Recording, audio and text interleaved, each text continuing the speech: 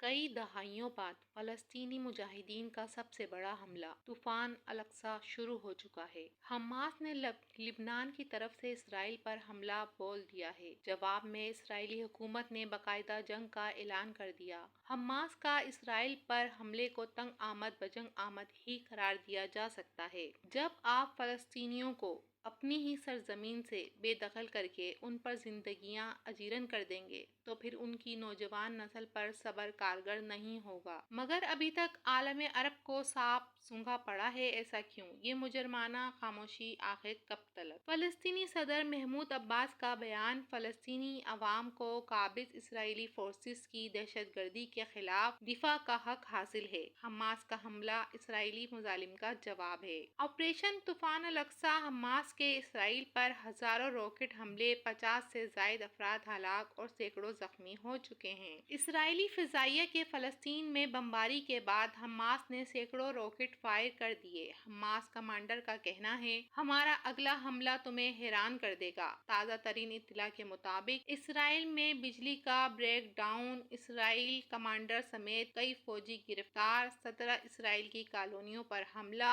فوجی اسلحے کی نقل مکانی، اسرائیل ایئر بیس پر حملہ متوقع ہے۔ حماس کے جنگجوؤں کا اسرائیل کے علاقوں پر قبضہ اور گشت، 8 گھنٹے ہو چکے ہیں پر اسرائیل اپنے علاقوں کو واپس لینے میں ناکام ہے۔ چیزیں واضح ہونا شروع ہو چکی ہیں۔ پہلے فلسطینی صدر محمود عباس کا بیان کہ ہمیں اسرائیلی جارحیت کے جواب دینے کا حق حاصل ہے، اور اب ایرانی سپریم کمانڈر کے ترجمان یحییٰ صفاوہ کے مطابق وہ اسرائیل پر حماس کے حملوں کی حمایت کریں گے۔ ساتھ ہی شام اور لبنان کی مسلح تنظیموں کی جانب سے اعلان کیا گیا ہے کہ وہ حماس کے ساتھ مل کر لڑیں گے۔ فلسطینیوں کی جانب سے اسرائیلی کمانڈر نمرود المانی کو گرفتار کرنا اور روس یوکرین جنگ میں چھوٹے ڈرونز کے ذریعے ہینڈ گرینیڈ سے ٹینکوں کو تباہ کرنا ظاہر کرتا ہے کہ پیوٹن نے فیصلہ کر لیا ہے کہ امریکہ کی جان جس طوطے میں بند ہے اس کی گردن مروڑی جائے۔ فلسطینی گوریلوں کو اندرونی معلومات بھی فراہم کی جائیں گی اور بیرونی سپورٹ بھی حاصل ہوگی۔ واضح رہے کہ اسرائیل نے پچھلے سال یوکرین کو اسلحہ فراہم کرنا شروع کیا تھا اور اپنے تابوت میں آخری کیل جرمن نازی کی کینیڈین پارلیمنٹ میں تعریف و توصیف پر کوئی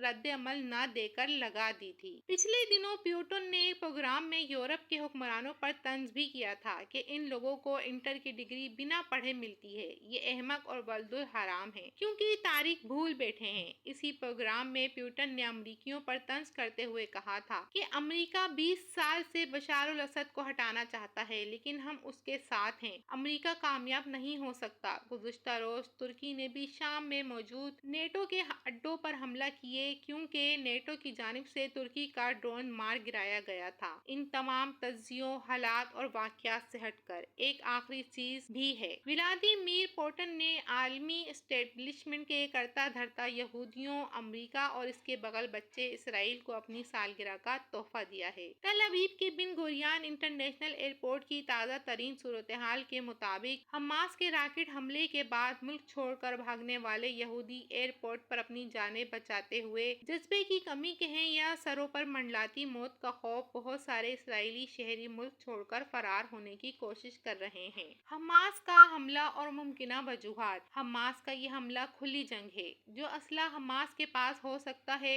وہ ڈیٹررنس کے لیے تو کام دے سکتا ہے، کھلی جنگ کے لیے نہیں۔ سعودی عرب کے اسرائیل کو تسلیم کر لینے کے عندیے نے فلسطینیوں کو مایوسی کا بڑا دھچکا پہنچایا ہے، چنانچہ وہ تنگ آمد بجنگ آمد کے مصادق بھڑ گئے ہیں۔ یوکرین کی خفت مٹانے اور دنیا کی توجہ ہٹانے کے لیے نیا کھیل شروع کیا گیا ہے۔ سعودیہ کا اسرائیل کو چند ضروری شرائط کے ساتھ تسلیم کرنے کے معاملے پر فلسطینیوں کے غم و غصے کا یہ روپ دکھا کر فلسطینیوں کی طرف سے چند پلانٹڈ ہنگامے سعودیہ میں کروا کر اس پر ضروری شرائط کے بغیر اسرائیل کو تسلیم کرنے کی راہ ہموار کرنا اس حملے کے ممکنہ محرکات ہو سکتے ہیں۔ لیکن اگر فلسطینیوں کی یہ جارحانہ حکمت عملی اسلحے کی کسی کمی کے بغیر کچھ دن اور جاری رہتی ہے اور اسرائیل کا جنگی جواب حملے کے تقابل میں زوردار نہیں محسوس ہوتا تو سمجھ لینا چاہیے کہ پیوٹن نے کام کر دکھایا ہے۔ پیوٹن نے بتا دیا ہے کہ یوکرین اسلحہ صرف ایشیا اور مڈل ایسٹ سے ہی نہیں جا سکتا بلکہ روس سے سیدھا فلسطین بھی آ سکتا ہے۔ پیوٹن کمال کا ذہین اور زیرک آدمی ہے۔ جب سعودی عرب سمیت 7 عرب ممالک اسرائیل کو تسلیم کرنے جا رہے تھے، امن معاہدہ ہونے جا رہا تھا، تو اس سے پہلے حماس حزب اللہ کا اتنا بڑا منظم حملہ، جس کی تیاری کا اسرائیل کے دفاعی جاسوسی نظام کو پتہ بھی نہیں چل سکا،